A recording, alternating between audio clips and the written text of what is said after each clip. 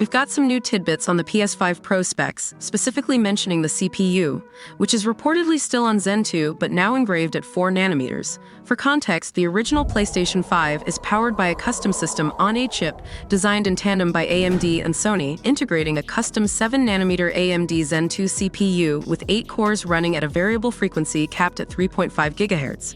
Regarding the current PS5 Slim, given that it has the same power draw and an identical 6nm die size, it is all but identical to the last Oberon Plus revision of the PS5.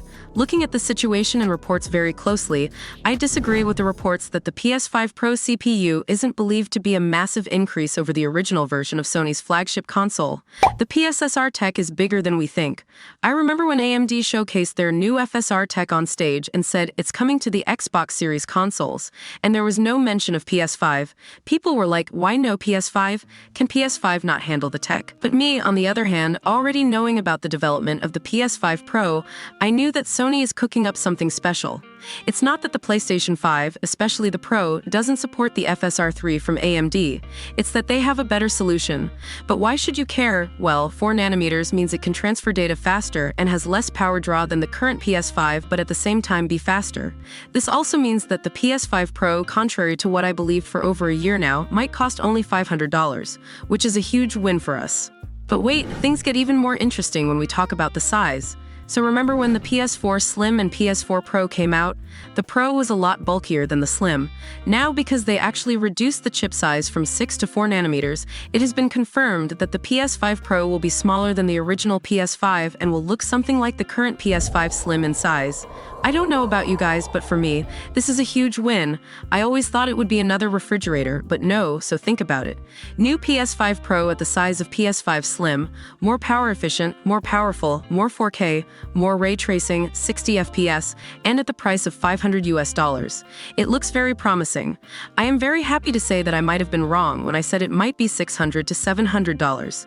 Good job, Sony, looking out for our wallets. Games industry Biz's Christopher Dring has revealed that he spoke to a number of developers at GDC this year that questioned why the PS5 Pro is even happening, with many saying they haven't even got the most out of the standard version of the console yet.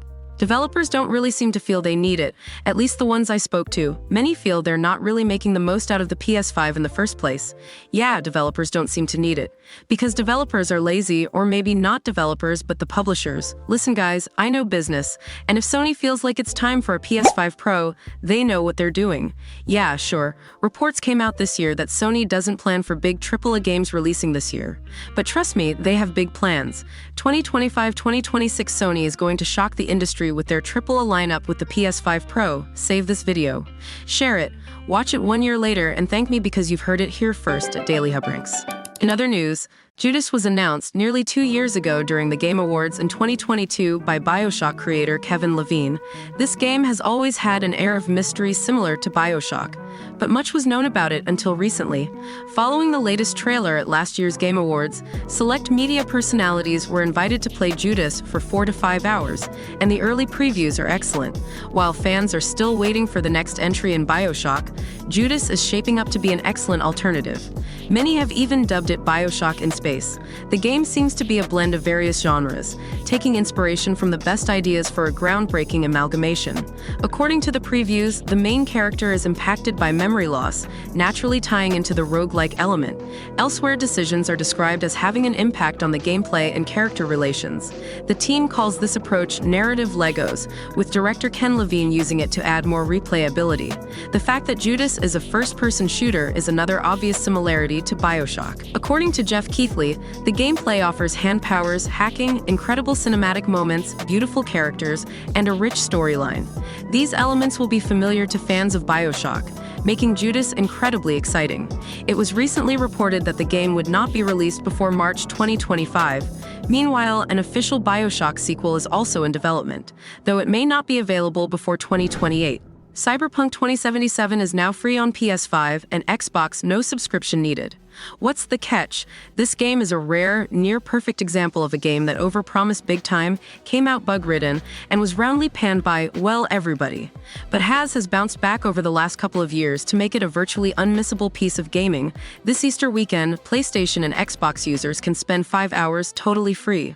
While 5 hours might not seem an overly long time, it is more than enough to get you acquainted with the darker side of the Neon City and try out the game for yourself. And the best bit is that you don't need to have a subscription to either console services either.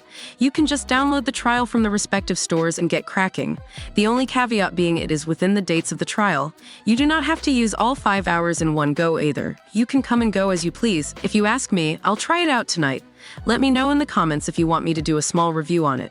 If you missed my last PS5 Pro update where I go into more details not talked about in this video, click here.